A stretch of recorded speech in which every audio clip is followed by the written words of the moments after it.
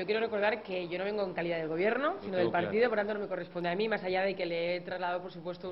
un afectuoso saludo que hoy mismo me hacía llegar el presidente Zapatero y el presidente Mujica. Pero tiene previsto viajar a España, se nos lo ha dicho, para la cumbre que se va a desarrollar allí bajo presidencia de la Unión Europea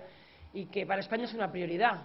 Por lo tanto, será un enorme honor recibir al presidente de Uruguay en esa cumbre donde hay tantos temas encima de la mesa que España quiere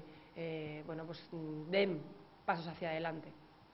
Hemos podido conversar acerca de las expectativas económicas del país y en ese sentido ha sido una conversación muy fructífera que confío seguirá desarrollándose y traduciéndose en relaciones muy estrechas entre España y Uruguay y entre la izquierda uruguaya y la izquierda española. A partir de Mujica se interesó por sus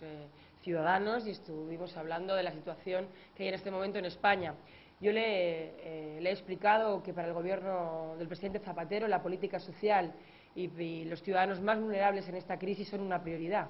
Dentro de sus ciudadanos, sin lugar a duda, aquellos ciudadanos que vinieron a trabajar y que han contribuido a la fortaleza y al crecimiento económico de España son también una prioridad. Y en ese sentido quiero recordarle que nos hemos esforzado especialmente en asegurar la protección por desempleo a aquellos hombres y mujeres que han podido perder el empleo en estos meses. Incluso la hemos alargado a aquellos que se les había acabado la que tenían reglada hasta ahora, algo inaudito, algo que se ha aprobado por primera vez en España en 30 años. Y también quiero recordarle que España, el Gobierno español ha puesto en marcha un programa para aquellos ciudadanos que vinieron de otros países y que quieran volver ahora a su tierra, puedan hacerlo